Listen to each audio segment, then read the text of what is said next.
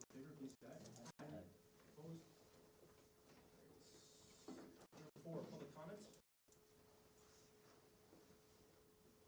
Okay. Yeah. Yes. Good morning. A lot going on, as you can see in the administrative reports. Going back to March, of course, new instructors, kind of a new program in the school.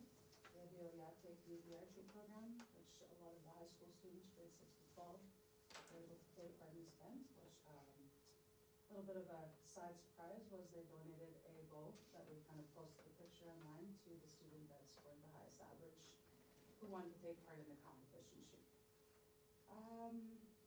Going right into the next month, of course, we had our spring feast, which was our entire grade 7 class.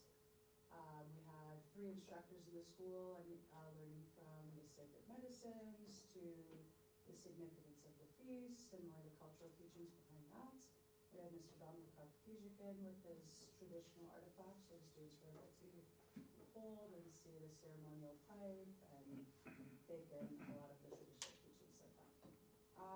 Now we're into April and it gets got even more busy. We were on a trip just last week to the International Wolf Center, which was very exciting for a lot of our students learning, just because it was not only our Native American students, but we took, again, the entire grade 7 class, which was 79 students, or 79 of us in total, I should say.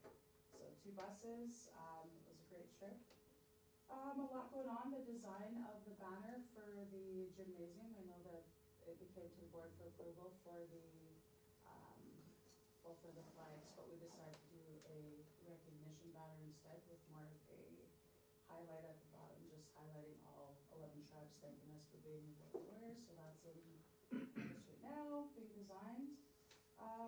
We go into June, we kind of have our working with River Place. We have June 17th, 18th, 19th, the drum program that we've talked about for, well, since last year now. So that's in the works, so that's going to take place this summer, and it's open to anybody who's willing to learn and take part, but they'll make their own traditional style drums and learn to sing and learn the significance behind it.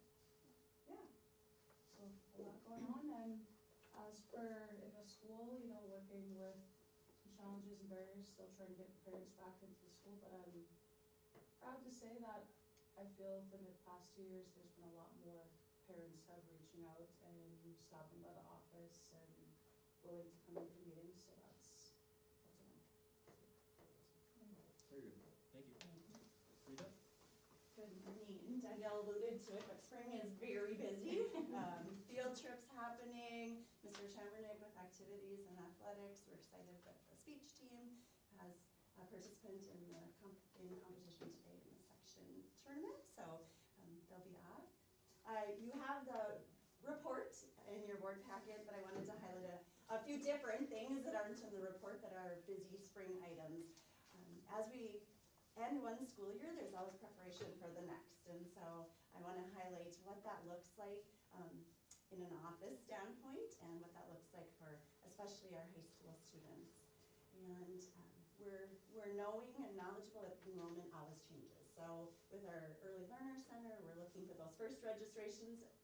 In our kindergarten, we have what we call intent to enroll. Some people that are still deciding if their students will come. The state laws, by age 7, you have to have made a decision. And then in the high school, we have some opportunity to choose some courses. So with that, 2025, 2026, we are still in a little bit of a guessing game for some of our enrollment. With the Early Learner Center, what it looks like is that our families have the opportunity to go online because we use Infinite Campus as our student information system.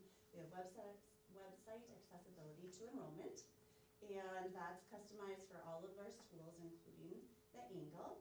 And families can choose newcomer, and then input their information there.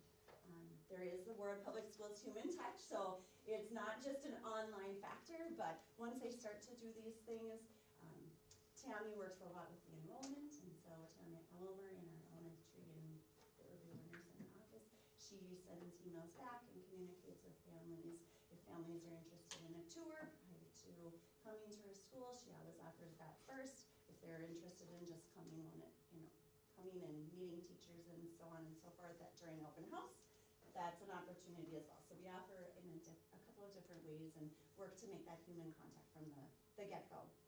So our Early Learners Center currently, in collaboration with Northwest Community Action, we're anticipating 3 4- and 5-year-old classrooms that are school funded, 1 3-year-old classroom that's an Early Learner Center classroom, and 2 Head Start classrooms. So we work together on what that will be for a first experience for students, and we share through releases of information that are often signed at early childhood screening, that information back and forth. So when they register in our student information system, they can tell us we want to be considered for Head Start enrollment, and then we share that information, or Head Start maybe says, we've had someone reach out to us, and we believe that this is the way it will work and fit together. And along with Mrs. Bergstrom, who helps us as we register our early childhood special ed students as well.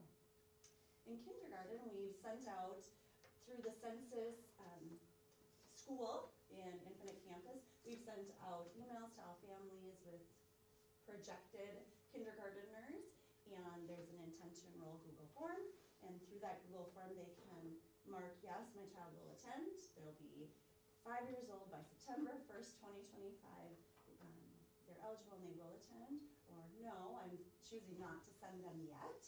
That may mean that they'll still choose to enroll in Early Learner Center programming, or potentially they have another option that they're working through. Currently, we have 45 responses. So of those 45 responses, 43 are yes, we will enroll in kindergarten. That's 2 classrooms, so it's always a counting game. 2 no responses, and then 2, please contact me. I'd like to visit more about what this looks like. Sometimes parents are wondering about the rigor of kindergarten. We have conferences this week, so they haven't yet maybe spoken with the teacher that their child has, or maybe they haven't attended school previously, and this is brand new, and they're just not sure yet. So I reach out, talk to parents, and make that and have that communication with them. In the elementary school, we do it with, it's called a roll. So students roll from one year to the other, and teachers in the elementary school are very willing to help us determine what might be a best fit for classrooms based on the number of sections we anticipate for that grade level. That being said, there always are a few switches that need to be made because of internal office knowledge or other work with other members of the administrative team and how we move forward with those class setups. In the high school, we sent out the course registration guides yesterday to staff to review and ensure that the content that they shared with us, if it was either the same as previous years or if they've added a different course or updated their course description, is accurate. And we've had just a few minor tweaks that we're going to make, and today Kara Brecky and I will present to the staff at the staff meeting, discuss the course guides, course registration guides, what that process is going to look like for our students. So in grades 6 through 8, their main choice is band or choir, or band and choir. And in grades 9 through 12, they follow the graduation requirements, whatever that may be for their specific grade, and then there are elective offerings as well. Some of that back-end work has happened for many weeks now. Kara and I have met consistently with ARC, who supports us in our student information system, and there's been building of courses. If it was a new course, we maybe didn't have it from a previous year. We've had to build those things, turn a few things on in the back end, and then make some, check some boxes. There are some ways to limit class sizes, or to both on how small the class can be and how large the class can be. So we've been working to set those this year, so we have a better number of students enrolled in certain classes from the get-go. So we don't have to look at that afterwards. Infinite Campus can also help us build a master schedule. We do have to have that human touch. As students start to register, we'll send out a PowerPoint to teachers to share with their classrooms. We'll also share that with students in email so that they can follow step by step once it's turned on, and they can register through the student information system themselves. We also have a paper worksheet that they can write a few things down so to take some notes from the first registration guide before they get started. We've really appreciated having ARC collaborate with us and give us some tips so we can do this the right way. We know that there's the human touch, that Kara will go in and approve a course that a student selects, so we know that we have to help with that building, but to take away some of that heavy lifting of having only paper copies and entering things one by one for over 550 students, we can take away some of that piece. So our timeline is to look at the information that teachers have now today, meet with the staff about that, send things out to families so that prior to conferences, which are this Thursday, they could have that knowledge base that there are courses. Or maybe I have a question about a course, I can come to parent-teacher conferences, ask a teacher, ask myself, talk to the office, visit with Mrs. Miller about some of those course offerings or items related to graduation requirements. And then yet this month, our students that are in grades 5 through 11 will have an opportunity to register. So parent-teacher conferences are this week. Feel free to join us, whether you have a student or not in school, and take a peek at how those are run in both the Early Learner Center Elementary and high school. So we have a lot of people in and out of the doors, and we're thankful that they come and are excited to hear more about the glows and the grows for our students. Thank you. Student council update? Okay, I'm going to start off with a recap from last month about Awareness Week. We want to thank our MHS for taking that on so student council can have a break. There was a lot of participation from the student body, which is always good to see. And they will be finishing that up on the 24th when they go over to the nursing home and pass out the cards that we've made. This month for student council, I was able to attend this year's state conference that was held in Hibbing, and I got to hear from 2 great speakers and made a lot of new friends and great memories. I also was awarded the MASC/MAHS Community Service Excellence Award. We are planning to hide some Easter eggs around the high school for students to find on Thursday before we leave for break. And then we're just getting our senior stuff started, so our senior assassin sign up went out. The council is planning, or starting to plan the senior sunset and our senior pet fest. Congrats on the award. Recognition items? Okay, that's kind of a lot. So, congratulations extended to some of the March Warriors of the month. Calvin Bang, Gavin Dalzell, Natalis Borden, Oliver Bang, Peyton Raleigh, Saskia Palm, Shonya Subaxi, Ted Eastwold, Tyson Ferguson, and Taylor Nichols. JP Mose was selected as the winner of the Minnesota Federation of Music Clubs biannual auditions for piano. Nancy Fisher and her choir students, as they received the highest rating, superior, in their contest. Cody Pavarnov was selected as an honorable mention for the Scholar Athlete Award for the Minnesota chapter of National Football Foundation. Dr. Yates was selected as the Regional Administrator of Excellence for Region 8. This award was given out by the Minnesota Association of School Administrators. Liam Grover and Kingston Petrochesky received Academic All-State in boys basketball. You have to have the top GPA in the state to receive this award. Assistant coach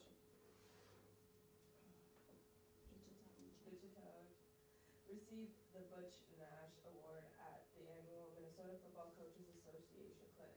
This award goes to the top assistant coaches for football in the state.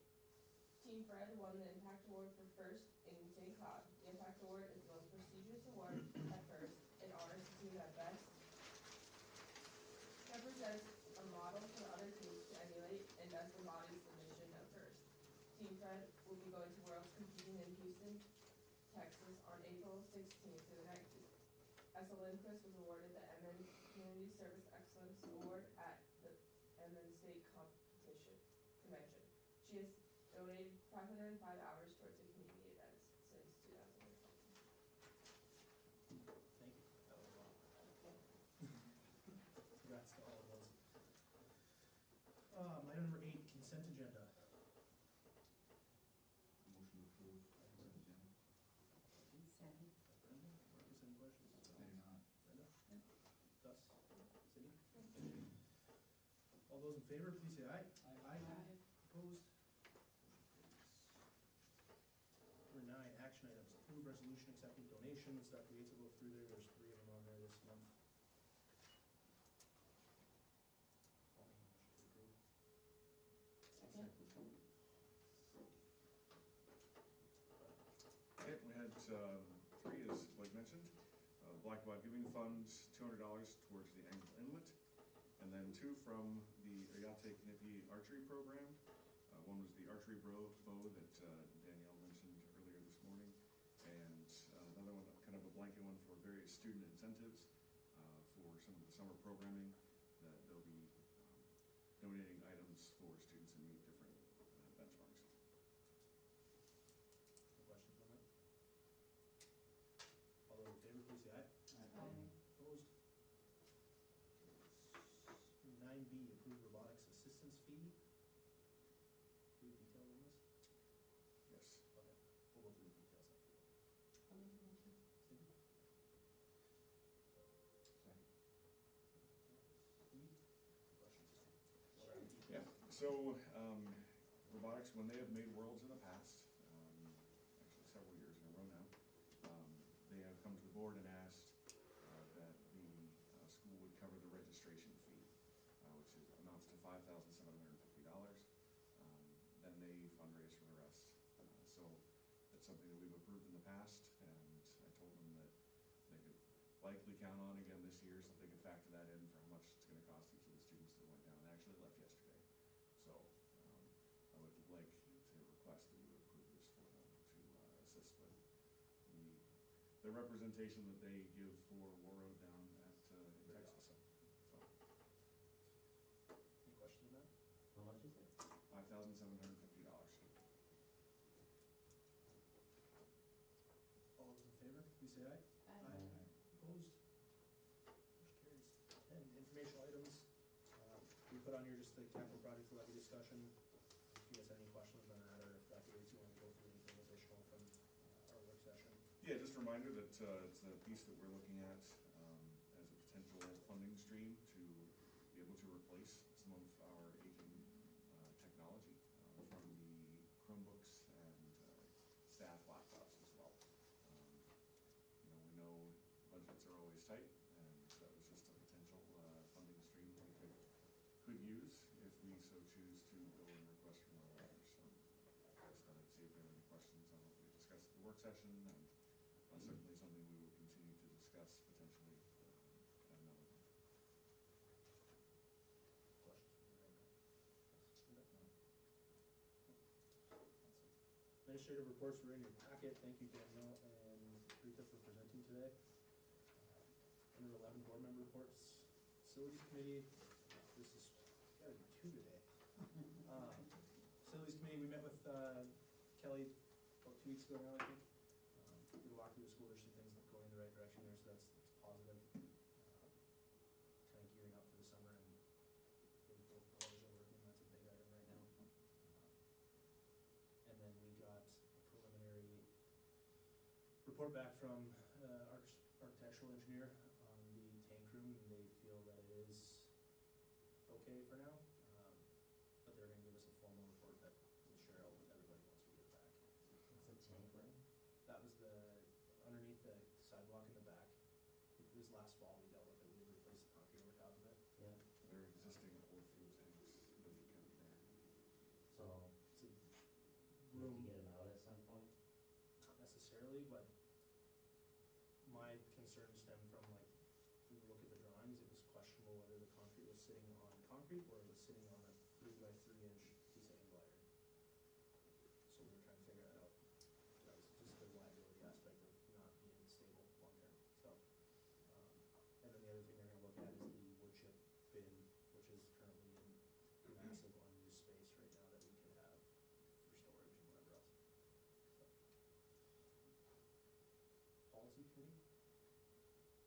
Yeah, we approved a whole myriad of kind of inconsequential verbiage. Had a couple longer discussions about staff development, and we all really liked that. There was a longer discussion on we kind of changed some wording on the school district has to take necessary affirmative steps to ensure that minority businesses and women's business enterprises, veteran-owned businesses, they added that, and labor surplus areas firms are considered. We had a discussion about, seems like we shouldn't even have to have that at all as a policy, but we didn't change anything. And then the final piece was we took the MSBA's kind of unfair advantage kind of away. Now we as school board members can be trained by other organizations with prior school board approval. Yeah. And so we took the MSBA out of our policy. Not that we're taking them out of our lives, but they're just out of our policy as the only school board association that we can be trained by. Now there are others out there. So. When are those coming to the regular meeting? Next month. Next month. Incorporating the